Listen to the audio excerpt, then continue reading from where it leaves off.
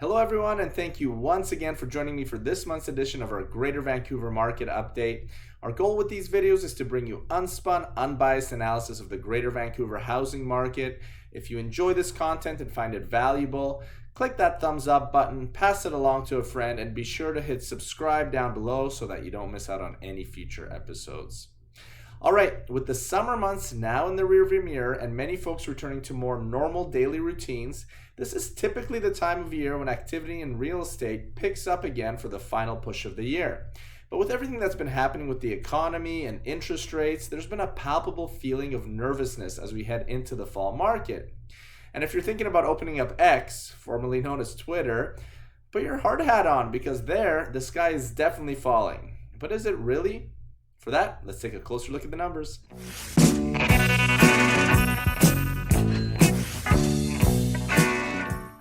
As always, let's start off with our sales figures, which came in at 2,296 transactions, representing a 6.5% drop from the previous month.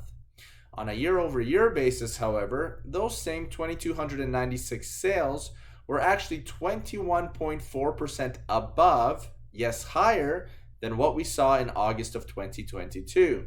As I've mentioned in numerous videos, however, last summer was one of the slowest on record, so take that figure with a bit of a grain of salt. When we look at the sales figures from a historical basis, last month's numbers were nearly 14% below the 10-year average for the month of August. For me personally, I think 13% below the 10-year average is actually a pretty strong month, especially when you consider the two interest rate hikes that we saw in June and July. Next, let's take a look at inventory, which dipped down oh so slightly, coming in at 10,082 total listings, which represents a 2.1% drop from July. So, inventory essentially remained flat throughout the summer, and sales slowed at a marginally faster pace, which resulted in our months of inventory to creep up to 4.8 MOI, sitting in what is traditionally considered to be balanced market territory. Remember, anything below 4 months of inventory is a seller's market, 4 to 6 traditionally considered a balanced market, and 6 and above is a buyer's market. But with MOI increasing for 4 consecutive months, prices have now begun to level off, coming in just slightly lower than the previous month at $1,208,400, which represents just a 0.2% drop from the July figure. And if we take a look at a graph of the home price index for all of Greater Vancouver, you can see that in fact it has plateaued, and at least for this past month, started moving in the opposite direction, albeit very, very slightly. But as I always say, stats can only tell part of the story. For the other side of the perspective, let's take a closer look at what's happening boots on the ground.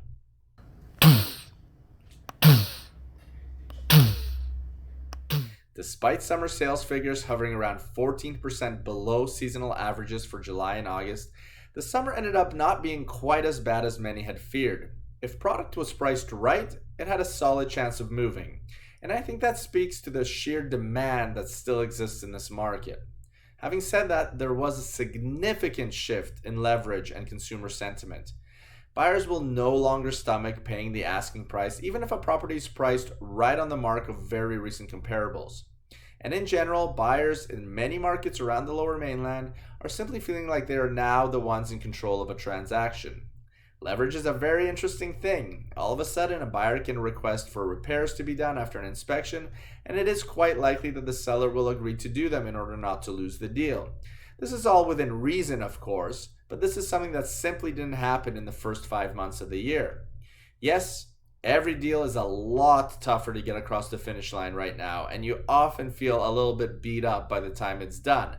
But the bottom line is, if it's priced right and if both sides are relatively reasonable, you can sell. And remember, as a seller, it's all relative anyway. You may sell for a little lower than what you wanted, but you will also be buying for lower than you anticipated. But there is no doubt that it is generally slower than what we have recently been accustomed to. We are seeing far fewer showings on new listings, and although there is still a ton of demand, the fact of the matter is that many buyers are going to get pre-approvals and ending up completely dejected by the figures that they're being given. This in turn, along with an immigration policy that now seems not only illogical but downright dangerous, is driving rent prices to crazy new benchmarks. So if you can make it work as a buyer, you're in a pretty good spot right now. And if you're a seller, you can still sell. Just don't expect to get what your neighbor got a couple months ago.